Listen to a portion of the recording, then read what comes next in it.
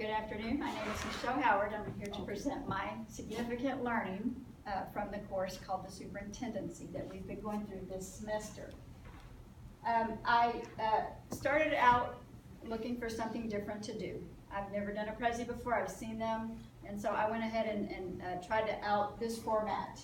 And the reason I did that, you'll see in a minute. If you'll push the arrow, please.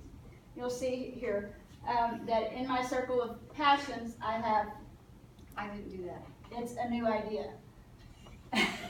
And I found that slogan because as I was reading what I figured out, what I really got excited about once I started taking this course, and it's something that's happened to me before, is that all those new ideas are just so fun and interesting. And because I'm in a position right now that I needed some ideas and help in, it excited me. And I was able to go back and forth between what I'm doing now and see how those ideas can actually be significant in my current position. One of the things that I found out as I was going through this course is that I absolutely cannot write a paper or start a paper or even write a comment in forums unless I figure out what the meaning behind the topic is to me. And so I started out then with everything in a circle of passion, because that's the only way I'm going to get this presentation done. I actually went through one paper 4 nights in a row, threw it out. Next night, threw it out. Next night, threw it out. Finally, the 5th day, it was do or die, right? It was due. So that's when I figured out that I have to find what significant meaning this has to me, or what passion I have linked to that idea. And then that's going to help me write this. So I went ahead and started with the circle of passions. I found the slogan, it's a new idea. I've already explained that. And to go with the new idea, we have these two pictures here.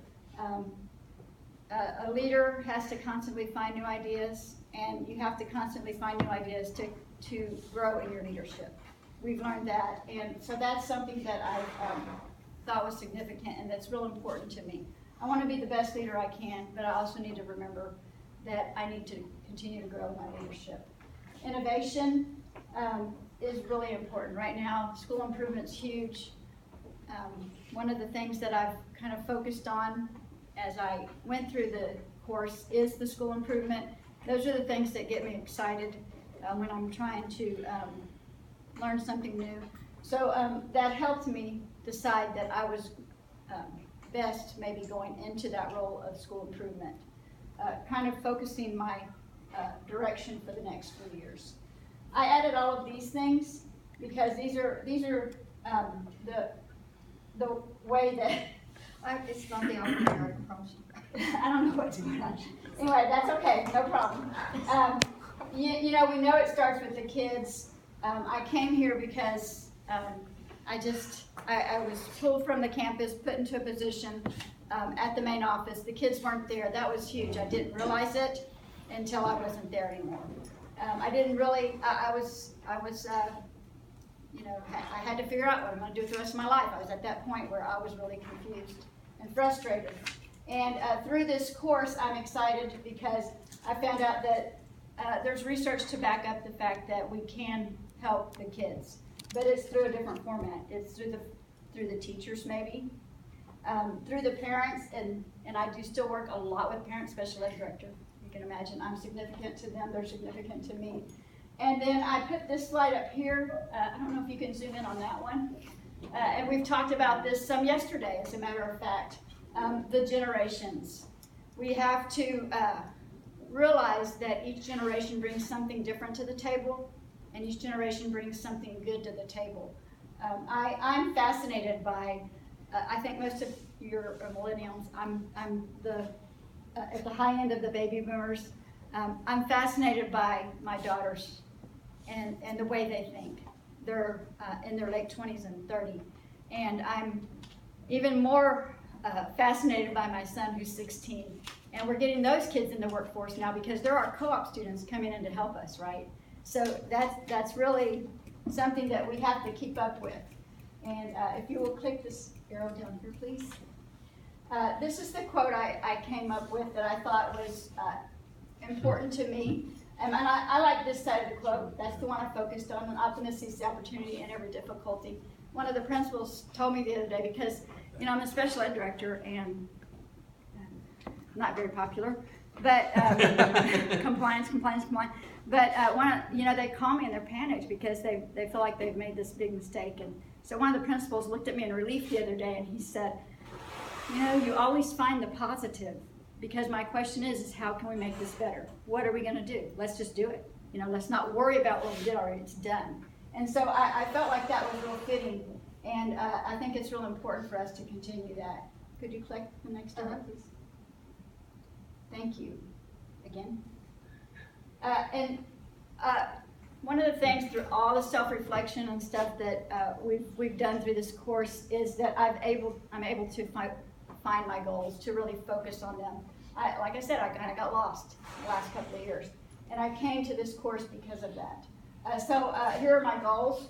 The 5-year goal is to obtain my goals. She's not doing it. It's got a doing it on its own.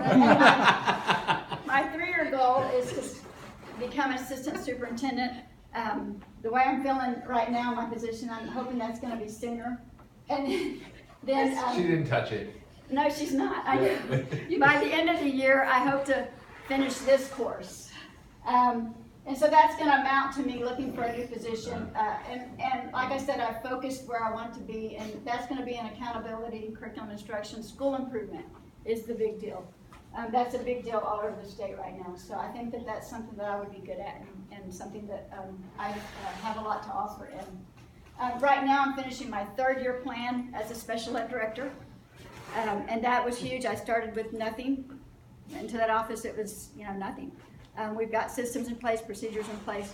My 3rd year, I hope to get all of those into place so well that they're self-sufficient, because I don't want to walk away from this job and have done all this work with all these people who have done an incredible amount of work too, and then it all just fall apart.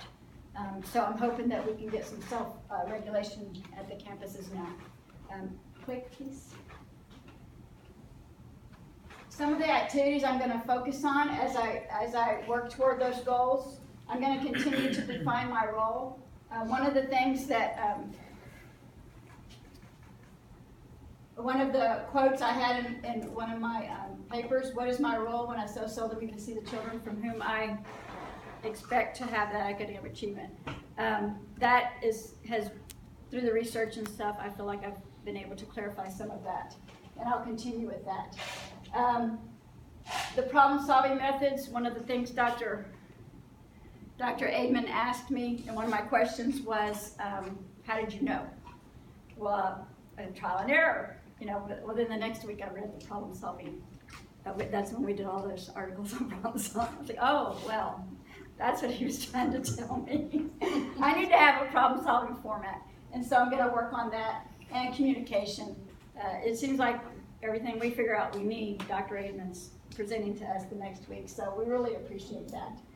And click.